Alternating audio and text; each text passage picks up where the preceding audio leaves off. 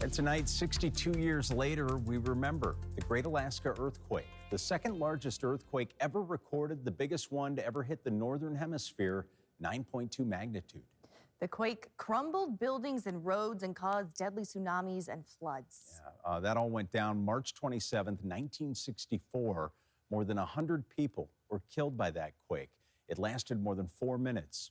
Even after the main earthquake, aftershocks continued for several weeks. NOAA reported at least 11 of those aftershocks reached a magnitude greater than 6 in the first 24 hours. And tonight, we're hearing stories about people who experienced it all firsthand. We walked over to the Penny's building, which I'm sure you've heard of this area. It was new, and all the slabs fell down off of it. I'm sure you heard. Well, there was the woman that was trapped in the car that was crushed. And we were standing on the corner, and my mom said, go help them. They were trying to get the slab off the car to get the woman out. They could hear her talking in there. Dad went over, and they were all trying to move it. And Dad finally walked back over, and my mother said, what are you doing? He says, I can't help. That woman, Patricia Schmidt, says she can't imagine how many more people may have been killed if the earthquake had happened in a more densely populated city or state. But it is powerful stories like this that unite Alaskans through tragedy. Now, if you like more stories of survival and witnesses of the 1964 earthquake, you can stream our special 60 Years Later.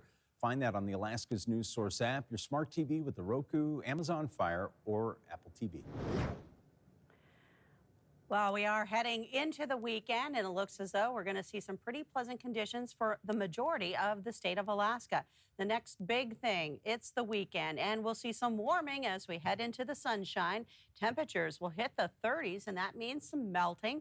And no, that is a no to any major snowstorm or windstorm, so there is some good news. However, there is a winter weather advisory calling for more snow through Saturday morning in the Ketchikan Gateway Borough, 4 to 7 inches. Quiet and calm into the interior, and that is remaining the case even into the south central region. It looks like many parts of the state will see those calm conditions, and that might have people thinking, hey, I'm going to get out and enjoy the backcountry.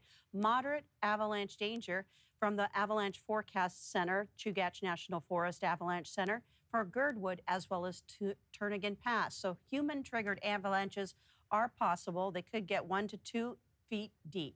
Let's get to what we saw in the Anchorage area. Oh, a beautiful start, pastel to blue sky and sunshine. That is a great way to get into the weekend, and those temperatures have been responding to that sunshine. It's 21 in Fairbanks, and then the temperatures are up to 25 in Anchorage, 28 for Palmer, for Juneau, 31. With that, you'll see some refreezing on those roads overnight. Just be careful for those slippery spots. I'll have more on the weekend forecast coming up a little bit later. All right, Jackie, thank you. And coming up tonight on the late edition, Augusta, you take a closer look at a local immigration case where a man who lived in the Anchorage area for decades, detained by ICE, and you learn that this man was detained in the Anchorage jail for over 2 months. What else were you able to piece together? Yeah, John, this is a really interesting case. This man hadn't left the United States since 1992. He came over when he was 15 years old through a humanitarian parole program for refugees that followed the Vietnam War. He came over again when he was 15. This program was put together for refugees from Cambodia, Laos, and Vietnam. And he says in January, he was told to go to a routine appointment at the local U.S. Citizenship and Immigration Services office to update his case. When he arrived, he was detained by ICE, finding out then that a recent green card application had been denied. The man was then taken to the Anchorage jail and held there for 65 days while arguments were made in his case. He was released after ICE dropped his removal order. Now, you've reached out to ICE. I mean, I know you reach out to everybody. USCIS about this. Do they have any response? Yeah, so I asked spokespeople from both agencies about what happened here, and they said their benefits office and their enforcement office do work closely together, and that a green card is a privilege and not a right. Coming up on the late edition, we also speak to an attorney about what happened here, and we'll break it all down. All right, thank you. Alaska is currently economically viable is because of these individuals that are our friends. They are our neighbors. That was from a No Kings protester, a previous demonstration that was held in Anchorage last year. Organizers say the nationwide protests serve as a peaceful place for people to rally against what they call authoritarian policies from President Donald Trump, including things like immigration crackdowns, voting rights, and health care costs. Some think of protests differently, like U.S. House Speaker Mike Johnson, who's referred to them as Hate America rallies. Here's what he said last year. Now, tomorrow, the Democrat leaders are going to join for a big party out on the National Mall. They're going to descend on our Capitol for their much-anticipated so-called No Kings rally. We refer to it by its more accurate description, the Hate America rally. Around 20 of these No Kings rallies are expected to take place across Alaska tomorrow. That includes Anchorage, Matsu Valley, Juneau, and Fairbanks. This year, people taking part are focusing, they say, on a variety of issues, including the Epstein files, the conflict in Iran, and President Trump's tariff policy. The president has repeatedly rebuked the protests, saying he is, quote, not a king. Despite opposers, the organizers of tomorrow's rally in Fairbanks say there's a growing desire to hold these events. This is an effort to get people out there and with each other. Each time a No Kings happens, more people come out and more people talk to each other, meet each other. They talk about what their desires are for what the change we want to see.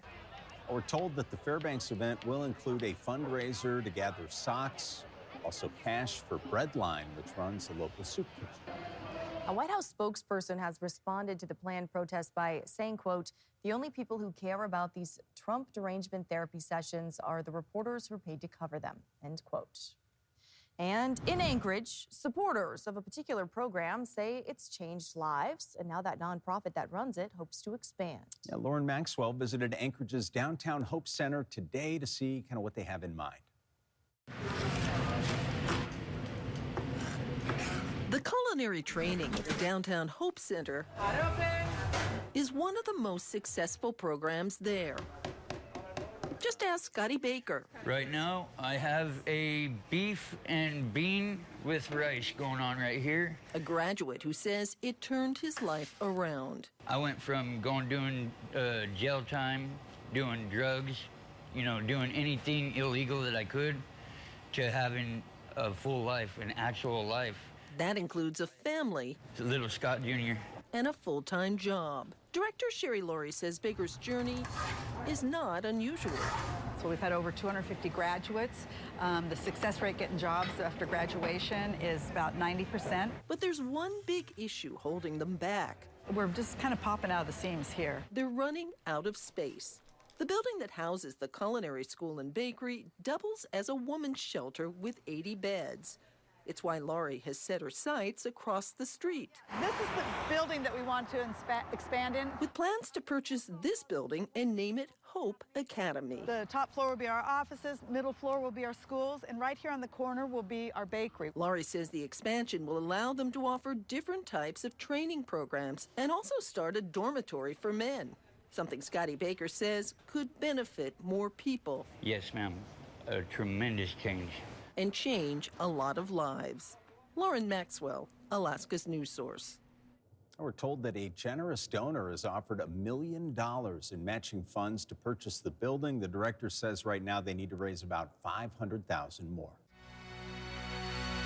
All right, everybody, there's a birthday in Anchorage this weekend that many people may not want to miss. Denali Montessori Elementary is marking a major milestone. And Danny Tompkins is going to take us inside the halls where the community that grew up there, well, they're ready to celebrate.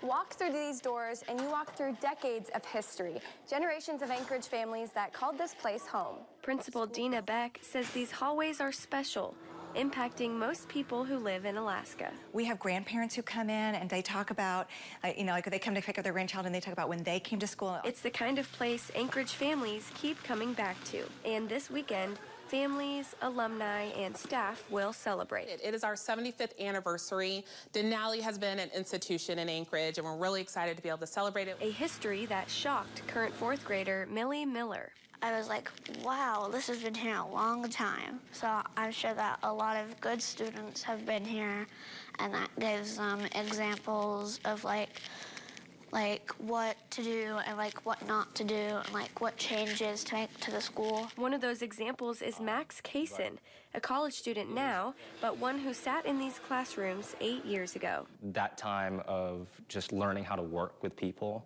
and facilitate functional teams was invaluable. For a school that shaped generations, that tradition of working together still lives. I'm hoping that it's great for people who've been, our alumni and people who are students here, is that they realize the importance of our history and, in our future. Students that pass through these doors don't just leave with a backpack. They leave with a foundation, one that's been built student by student for 75 years. Danny Tompkins, Alaska's news source.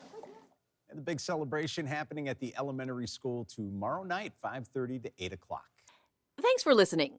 Click subscribe so you can get the latest podcast from Alaska's news source automatically.